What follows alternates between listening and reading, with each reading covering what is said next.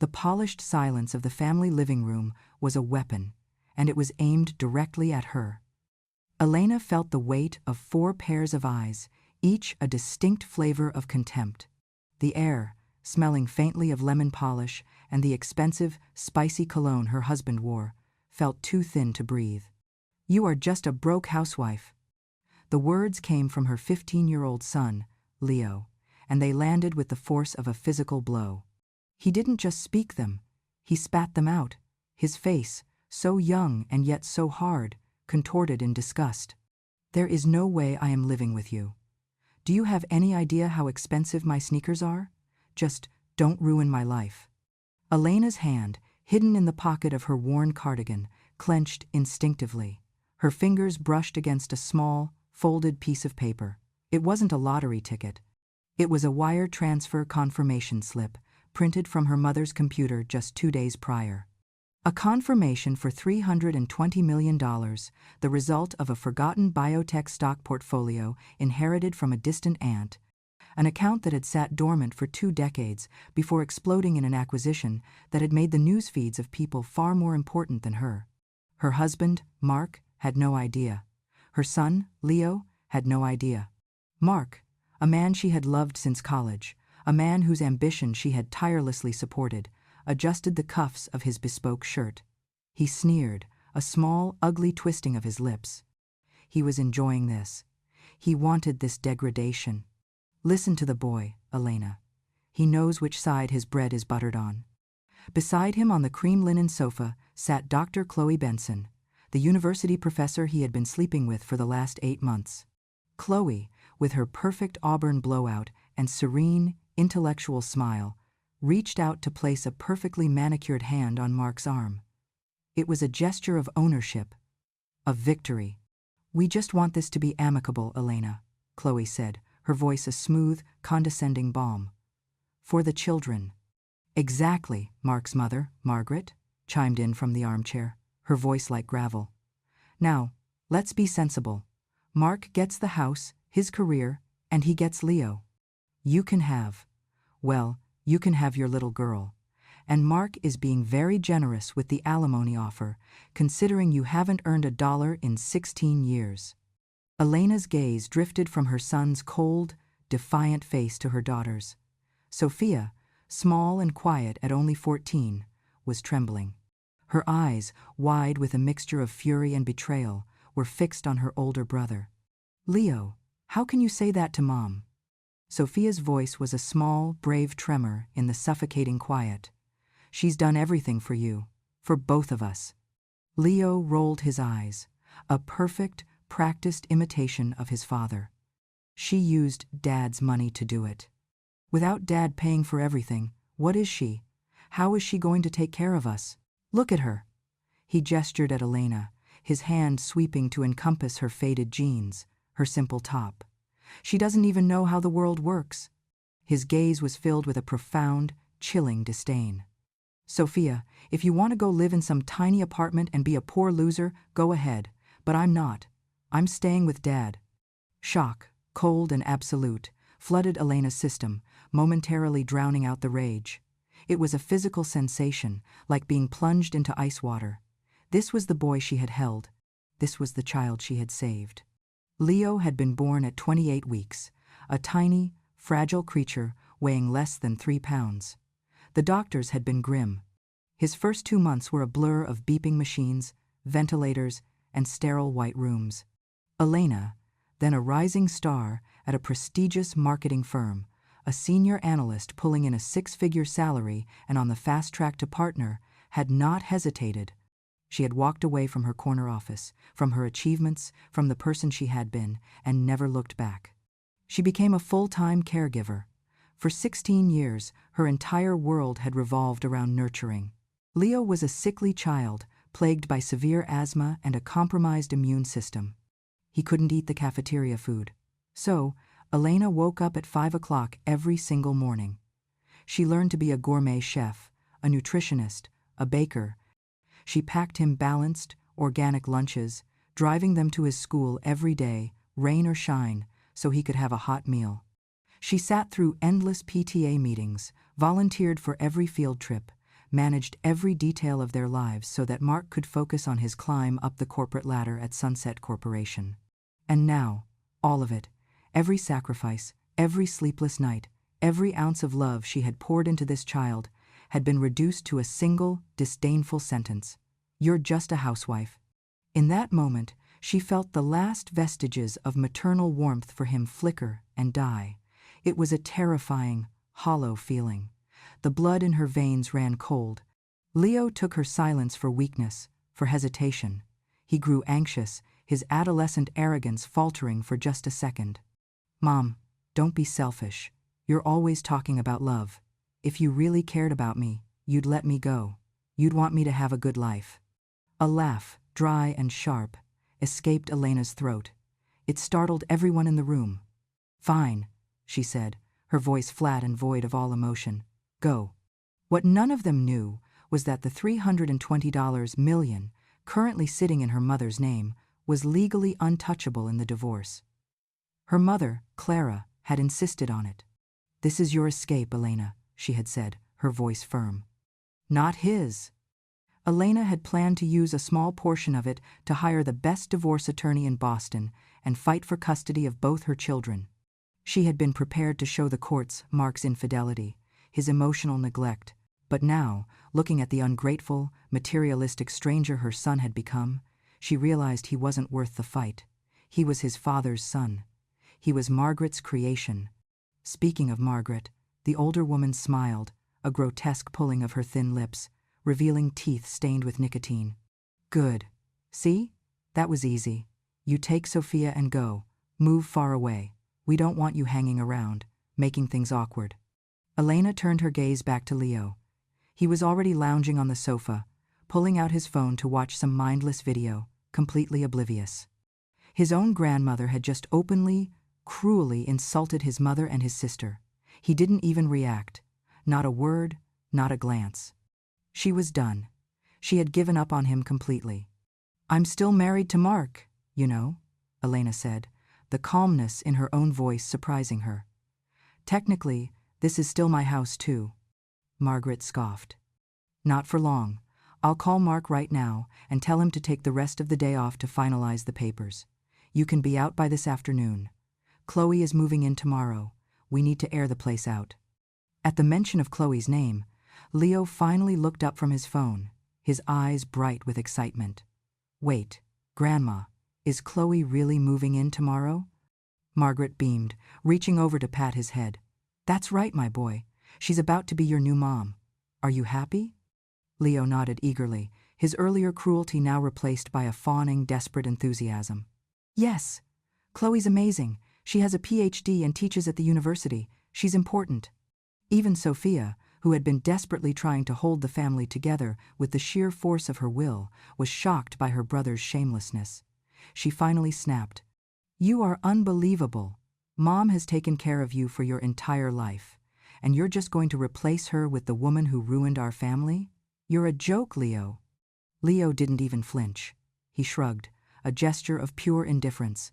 "It's not my fault. Dad and Chloe are in love. She's smart. She's successful." He then looked directly at Elena, his own mother, with that same casual, terrifying disdain. "But Mom? She's just a housewife. She spends all day cooking and cleaning. What does she even know about the world? She's embarrassing." His voice was dripping with contempt. "Whenever my friends ask what my mom does, I'm ashamed to tell them. I just say she's in between jobs.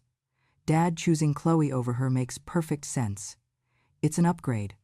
Elena had always known Leo looked down on her. Margaret had been poisoning him for years, whispering toxins in his ear.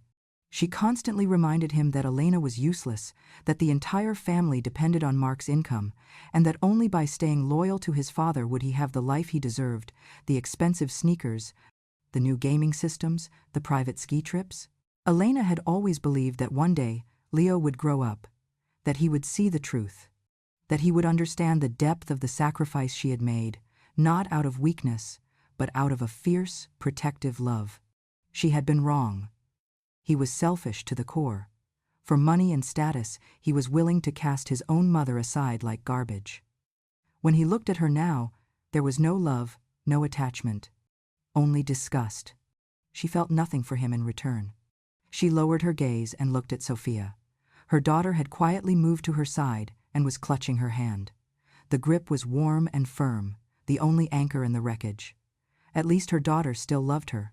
From this moment on, Elena decided Sophia was her only child, and Leo, he could go to hell with the rest of them. It wasn't long before Mark and Chloe returned, this time with a file folder. Mark, bustling with impatient energy, shoved a divorce agreement at her. "Sign it," he commanded.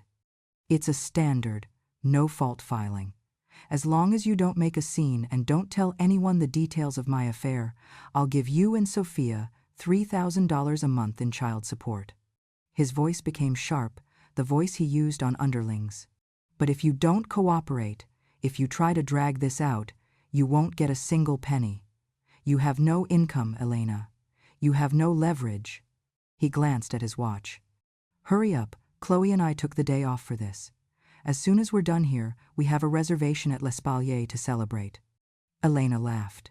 It was a full, hearty laugh that echoed in the sterile, silent room. He had thought it all out. How to secure his new life with Chloe, how to secure his promotion to vice president at Sunset, how to cut Elena off at the knees. But he hadn't spared a single thought for her, or for the daughter he was so casually discarding. She had given up her youth, her career, her entire identity, and in return, she was being offered a paltry $3,000 a month for the child she was expected to raise alone. "No?" she said. Mark blinked. "No? What do you mean, no?" Elena slowly stood up and walked over to her worn leather satchel by the door. She pulled out a different folder, a thick, pristine one delivered by messenger that morning. She tossed it onto the glass coffee table. It landed with a heavy, satisfying thud. "I mean, no, I will not be signing your pathetic little offer, Mark. You, however, will be signing this." She watched his face darken as he quickly scanned the top page, his eyes widening in disbelief. "This is insane. You're asking for the house to be sold and a 50-50 split? $1 million in compensatory damages, and you're still demanding $3,000 a month for Sophia? Elena, you've lost your mind." Margaret let out a dramatic, theatrical gasp. "Mary, you ungrateful witch. Mark paid for everything in this house, every nail, every shingle. If anything, you owe us for 16 years of free rent. How dare you ask for so much?" Elena smiled, a slow, smug smile she hadn't worn in nearly 2 decades. It felt good. Let's break it down, shall we? The down payment for this house, Margaret, was paid with my signing bonus from the marketing firm I left, and the mortgage, for the first 2 years, was paid from my savings. Why shouldn't I be entitled to half? She glanced at Chloe, who was no longer smiling, her face a tight mask of anxiety. Of course, she wasn't thrilled. She had gone after Mark for his money, his status. Now that half of it was threatening to slip away, she had every reason to be nervous. Elena continued, her voice calm and clear, like a CEO addressing a boardroom. "As for the compensation, before I became a housewife, my monthly salary, with bonuses, was easily over $20,000. I sacrificed 16 years of income, of promotions, of building my own retirement, for this family, for your son." She looked back at Mark. $1 million barely scratches the surface of what I lost. It's a bargain." She let the words sink in before delivering the final, devastating blow. "Sophia takes equestrian lessons, as you know. She's showing real talent. $3,000 a month barely covers her expenses, and we both know it." She looked from Mark to Chloe, holding their gaze. "If I recall correctly, Mark, you are currently the top candidate for the senior vice president position at Sunset Corporation. A promotion that comes with a massive stock package and a seat on the board." She then turned to Chloe, whose face was now pale. "And you, Dr. Benson, are a candidate for a major endowed chair at the university, a position that relies heavily on donor approval and a reputation for moral integrity." She leaned back, crossing her arms. "This is a very critical, very delicate time for both of your careers. You really don't want a public, messy scandal to ruin everything you've worked for, do you? Imagine the optics.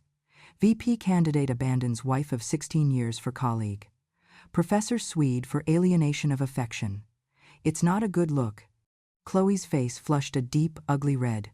She grabbed Mark's sleeve, her voice trembling. Mark, she's threatening us. I'm scared. Mark gritted his teeth, his entire face a mask of fury. Don't worry, sweetheart, I'll handle this. He turned and glared at Elena. Are you blackmailing us? Elena gave him that same scoffing laugh. Blackmail? Oh no, Mark. I'm just giving you a friendly reminder of the facts. I'm being practical. You, of all people, should appreciate that. She looked at her own watch, a cheap Timex, and contrasted it with his gleaming new Rolex. You have 1 hour to think it over. My lawyer, Arthur Fincher, is expecting your call.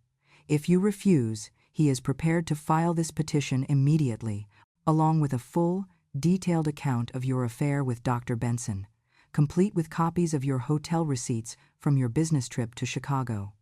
Mark's jaw tightened. And if I still refuse? Just then, the doorbell rang. Elena smiled. Perfect timing. She walked to the door and opened it, taking a long cardboard tube from the delivery driver. Thank you, Jerry. Just what I was waiting for. She ripped open the tube and pulled out 2 large, professionally printed vinyl banners. She unrolled the first one, holding it up for them to see. It read, in bold, 3-inch letters, University Professor Chloe Benson is in love with my husband. As his wife, I'm happy to step aside and wish them luck. She unrolled the second. Sunset Corporation's VP candidate Mark Harrison, a family man who abandoned his wife and sick child. She watched as Mark's and Chloe's faces turned an ugly shade of gray. I was just going to hang these off the overpass on the interstate, she said brightly. Good for rush hour traffic, don't you think? In the end, Mark had no choice. For the sake of his career, and for Chloe's, he signed. His face was as dark as coal. Chloe's was no better. Margaret was sputtering, incoherent with rage. And Leo, her son, just stared at her, a new, unwelcome expression on his face. Fear. After finalizing the divorce at a sterile downtown office, Elena and Sophia walked out of the courthouse, separating from Mark's new family forever. Before they could leave, Margaret, ever present, sneered. Don't celebrate so soon, Elena. With my son's ability, he'll earn back every penny he gave you in just 2 years. You, on the other hand, will be broke and alone. You'll regret this. Elena arched an eyebrow, finding the words truly, deeply laughable. Ignorance is truly a blessing. If they only knew. Mark's smug smile returned as he turned to his mother. Mom, didn't you say our house was too small? Now that Elena and I are splitting the profit from the sale, I'll add a little more and buy us a beautiful new townhouse in the West District. Leo jumped up in excitement. Awesome! Chloe has incredible taste. She should decorate the new house. It will look amazing. Chloe smiled sweetly, her composure restored. Of course. And how about I design a game room for you, Leo? Just for you. Then she looked at Elena, her voice dripping with condescension. Oh, and by the way, Leo, shouldn't you stop calling me Chloe? From now on, you should call me Mom. Leo didn't even hesitate. Okay, Mom, he said cheerfully. Elena felt nothing, no anger, no pain. But Sophia, her sweet, sensitive daughter, squeezed her hand, worried that her mother might be hurt. She whispered, Mom, let's go, please. Elena smiled at her. It's fine, sweetie. She hailed a taxi. Before they could get in, Sophia tugged at her sleeve. Mom, maybe we should take the bus. It's cheaper. We have to be careful now. Her heart clenched. Sophia had heard Margaret's words and was already worried about saving money. This child was so considerate, it broke her heart. Elena winked and gave her a smile. Don't worry, sweetie. I have money. Margaret let out a mocking laugh from the curb. Money? Elena?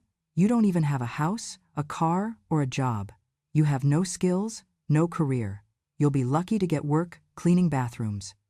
You're just spending the last of the little money you have. Enjoy it while you can. Soon, You and Sophia will be living on the streets. Sophia's fists clenched. We don't need you to worry about us. When I grow up, I'll take care of my mom. Margaret snorted. A daughter? Daughters are nothing but a waste of money. You'll just abandon her the moment you get married. Chloe chimed in, smiling.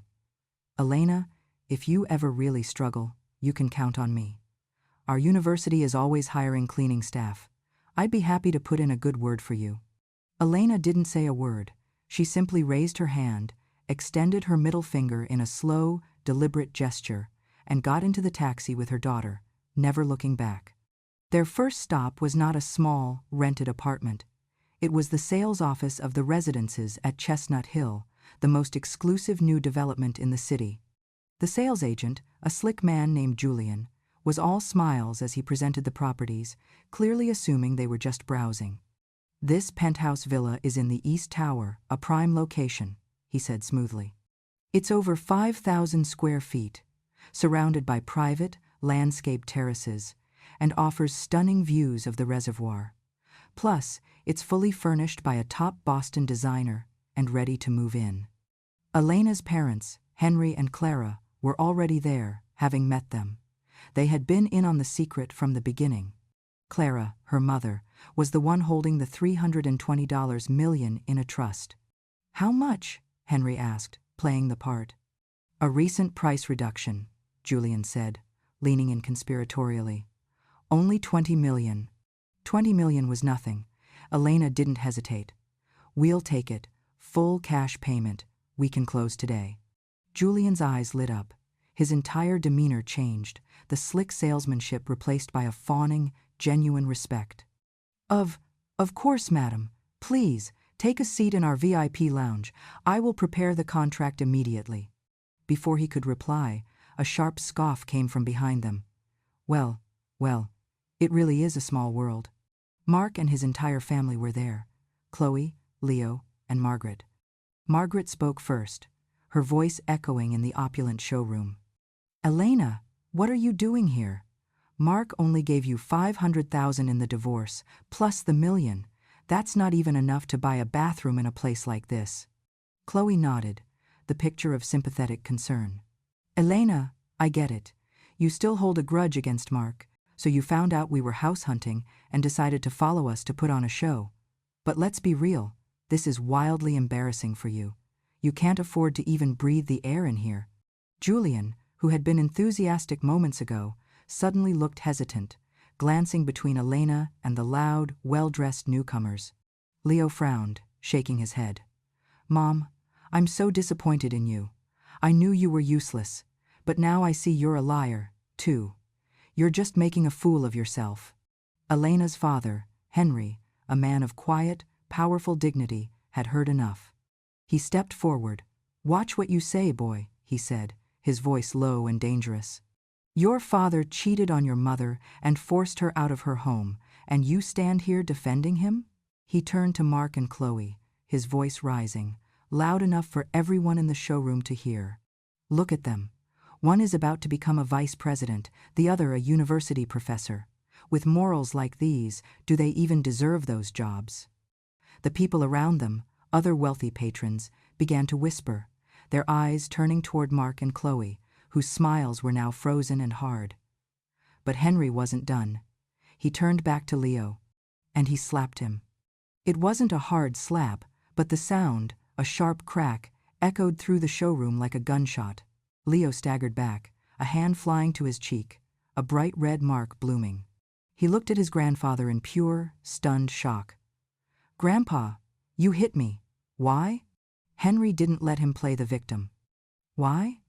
Because you are an ungrateful, worthless child. Your mother sacrificed her entire life for you, and this is how you repay her.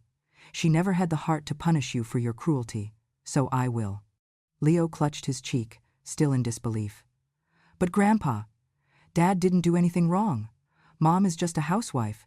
She did nothing but spend Dad's money. She should be grateful he didn't leave her sooner. It was Dad's money that raised me, not her. Margaret rushed forward, her face purple with rage. How dare you hit my grandson? Elena was useless, so don't blame the child for facing reality. He's just being practical." It was too late. The whispers in the crowd had grown louder. What an ungrateful brat. His mother gave him everything, and he treats her like this? My God, he deserved more than a slap. Leo had never been publicly humiliated in his life. His face burned with shame as he looked around at the judging eyes. Then, without another word, he turned and ran out of the showroom. Margaret immediately ran after him, wailing his name. Only Mark and Chloe remained. Feeling the critical stares, Chloe forced a smile. Marriage is complicated. Elena's and Mark's relationship had problems long before I came along. Their divorce has nothing to do with me. Mark quickly took her hand. Exactly. I've wanted to divorce Elena for years. She's unstable. Chloe had nothing to do with it. Elena's mother, Clara, scoffed. Nothing to do with it? And how is it that as soon as my daughter finalized the divorce, Dr. Benson moved into her house? I'd say the biggest problem in their marriage was your husband's affair with your new mom. The onlookers were outraged. They really are a perfect pair. Shameless to the core. How disgusting. And they had the nerve to mock that poor lady for not being able to afford a house. Mark's face turned a horrible shade of red. He looked at Elena, his eyes full of hatred. Do you know why I divorced her? He shouted to the crowd. Because she's a liar. A delusional liar. She was a housewife for 16 years. She comes from an ordinary family. Where would she get the money to buy a villa? She's a fraud. The stares turned toward Elena, now with a hint of doubt. She laughed. This was the man she had loved. To clear his own name, he was slandering her. What if I do have the money to buy it? Elena asked softly. Mark sneered. If you can afford this house, right here, right now, I'll eat that potted plant. He pointed to a large ficus in the corner. Elena smiled. Don't regret saying that. She turned to the agent, Julian. Please, proceed with the verification of funds. It took the real estate company almost 45 minutes. The crowd, instead of dwindling, had only grown larger. People were whispering excitedly. Finally, Julian returned, his face pale and his hands visibly shaking. Mark smiled smugly. Well, what's the result? Her account must be empty. I told you she's a scammer. Julian looked at Mark as if he were an idiot. He cleared his throat. Excuse me, sir. Miss. Elena's mother, who is her acting trustee, has just verified liquid assets in excess of $300 million. Purchasing this $20 million villa is, and I quote, no trouble at all. The showroom went dead silent. Mark's eyes widened, his jaw dropped. What did you say? Julian, now beaming at Elena, repeated himself. Madam, would you and your family like to rest in our VIP lounge while we finalize the paperwork? We can have champagne sent up. Elena smiled. That would be lovely, Julian. She turned back to Mark, who was still frozen in disbelief. And what about that promise you just made? Mark glared at her, sputtering. It's impossible. You must have bribed him. You're a liar. You have at most $1 million. I know it. I signed the papers. The crowd erupted in laughter. Idiot! The wife you tossed aside is a multi-millionaire. You must be regretting this so much. Hey, buddy, that ficus is waiting for you. Unable to bear the public humiliation, Mark and Chloe fled in disgrace. A month later, Elena, Sophia, and Elena's parents officially moved into the penthouse. Sophia had a spacious, beautifully decorated bedroom, and next to it, an expansive study filled with books on art and design.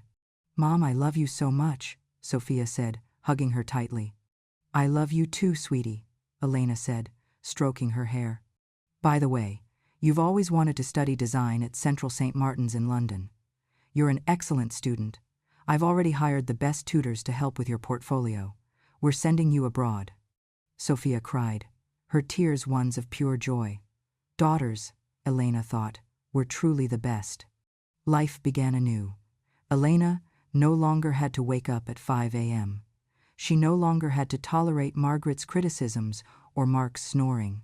She slept in, practiced yoga on her terrace overlooking the reservoir, and started researching charitable foundations to support. Her parents commented that she looked 10 years younger, healthier, and more radiant than they had seen her in decades. One day, as she and her parents were returning from a walk, they saw a moving truck parked in the driveway of the townhouse complex behind their villa. And standing on the lawn, directing the movers, were Mark, Chloe, Leo, and Margaret. Margaret spotted them and immediately swelled with pride. "Elena, look at this, our new home. Isn't it gorgeous? So jealous, right?" Elena glanced at the townhouse. It was fine, but compared to her sprawling penthouse, it was a shoebox. She shrugged. "It's okay, I guess." Margaret sneered. "Okay? Anyone hearing you would think you live in a grand mansion? The truth is, you're still stuck in some old run-down apartment, aren't you?" Chloe chimed in with a saccharine tone. "Elena, I know you must feel awful. You were married to Mark for so long and never got to live in a villa. But I've only been with him for a few months, and here I am. It's just fate." Elena's mother scoffed.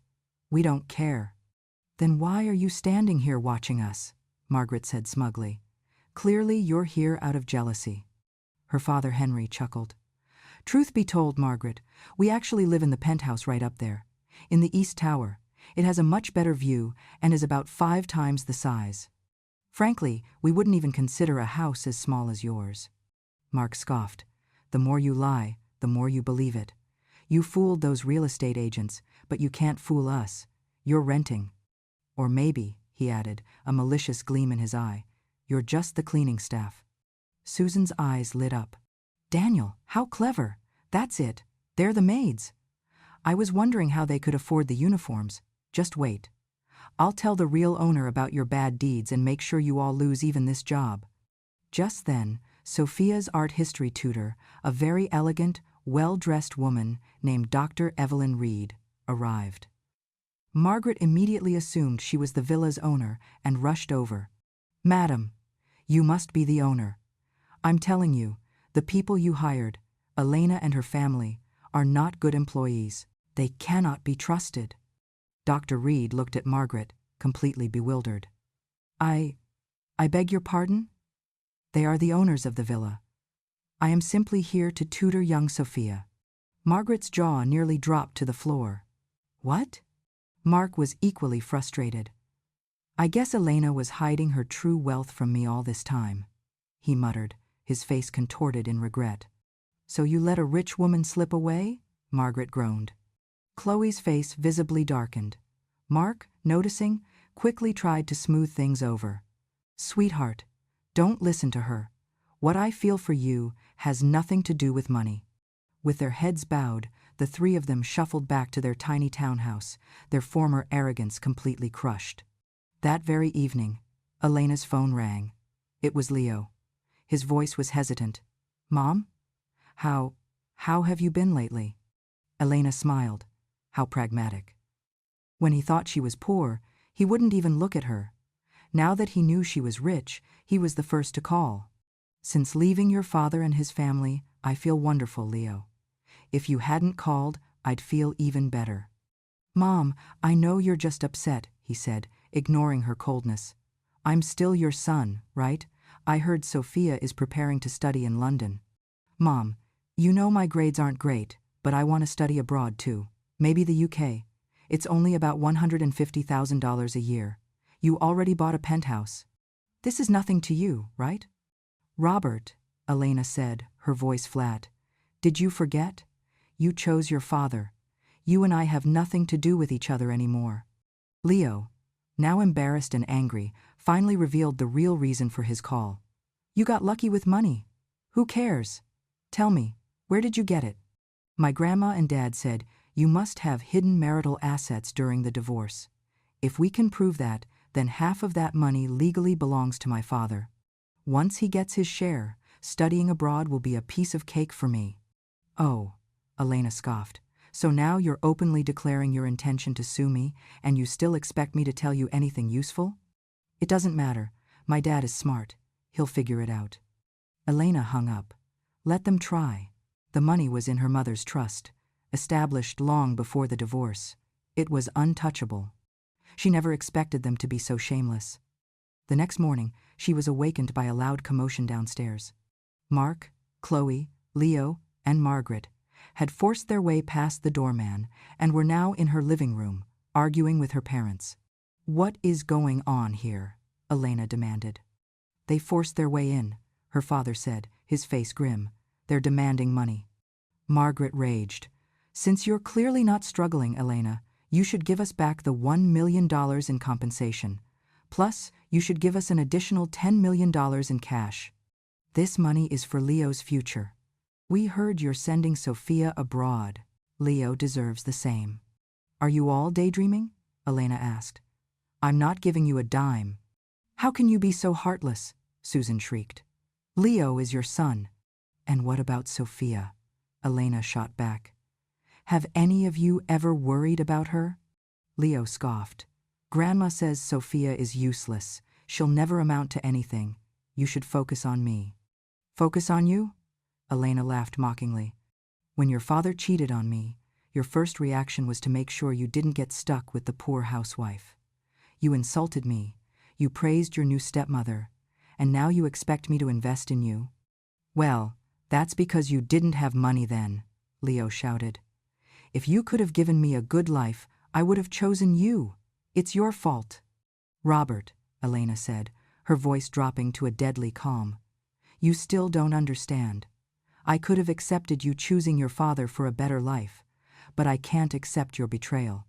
For 16 years, I stepped away from my career. I was at the same company as your father, and I was promoted faster than he was. If it wasn't for you, for your health, I would have been the senior VP. I didn't do it for thanks. But I expected, at the very least, a little gratitude. Instead, you belittled me. You betrayed me. You called the woman who destroyed our family mom. You don't deserve to be my son." For the first time, a flicker of guilt crossed Leo's face. But it vanished as quickly as it came. In the end, Elena had to call security, who called the police, to have them forcibly removed from her property. They were fed up. Elena decided to take her parents and Sophia on a long, luxurious vacation to Italy. One afternoon, as she was lounging by a pool in Tuscany, a handsome Italian man named Giuseppe massaging her shoulders, she received a frantic call from Mark. "Elena, how could you?" he roared. "We had a deal. You weren't supposed to reveal what happened. Thanks to you, both Chloe and I have lost our jobs. You broke the agreement. You have to give the compensation money back." "What are you talking about, Mark? I'm in Italy." He sent her a link to a video. Someone, a bystander in the real estate office, had secretly recorded the entire confrontation. The video, titled "Man Dumps Housewife, Then Discovers She's a Multi-Millionaire," had gone viral. In it, Mark and Chloe's faces were perfectly clear. The public humiliation and the clear evidence of their moral failings had led both of their employers to terminate their contracts. "And what does that have to do with me?" Elena said, bored. "I didn't record it, and I didn't upload it. If you want to blame someone, blame yourselves for acting like fools in public." Mark fell silent. Then his tone suddenly changed, becoming sickeningly sweet.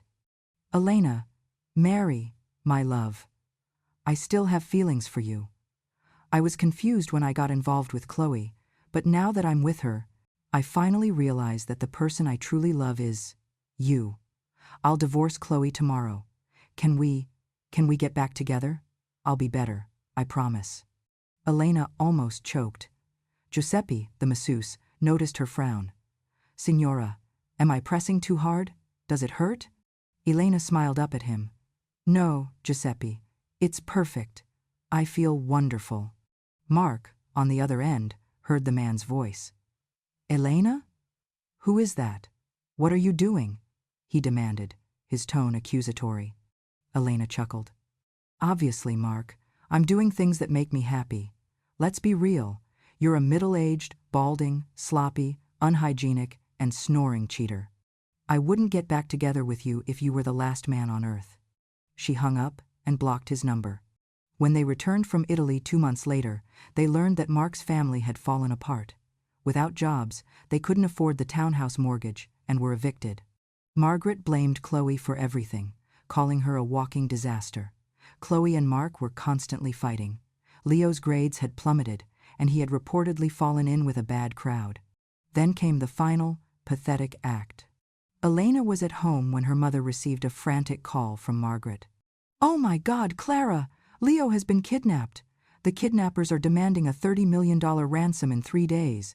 If we don't pay, they said they'll kill him." Her voice trembled with fake sobs. "We don't have that kind of money. Please, you have to help." Elena's mother, panicked, turned to her. "Mary, I know you're angry, but it's a life at stake. We can't just stand by." Elena held up a hand, her mind working quickly. "Mom, Dad, don't you think this is suspicious?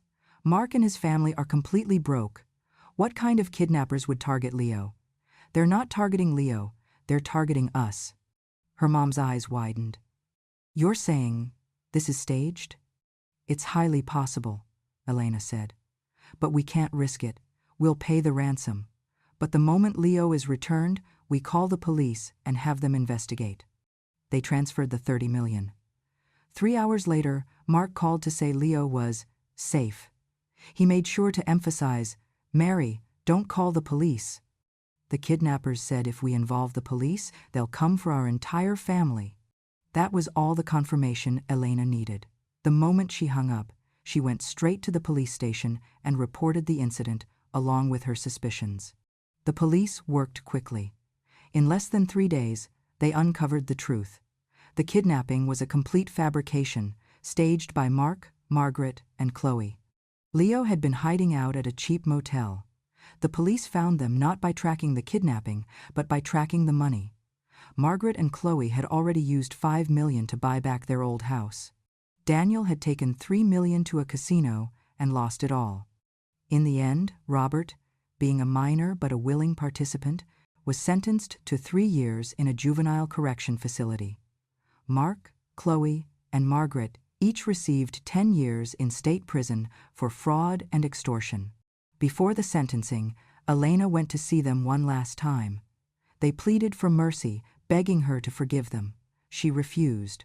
For her family's safety, the best place for them was behind bars. On the day of the sentencing, Leo, in handcuffs, saw Sophia standing next to Elena. Sophia was radiant, confident, and full of life, discussing her upcoming departure for London. Seeing the life he had thrown away, Leo finally broke down. Tears streamed down his face as he sobbed, "Mom, Mom, I was wrong. I was truly wrong, please." Elena felt nothing. She would never forget the cold, detached way he had looked at her in their living room. He didn't realize his mistakes. He was only regretful because he had bet on the wrong horse. He was still, and always would be, that selfish boy.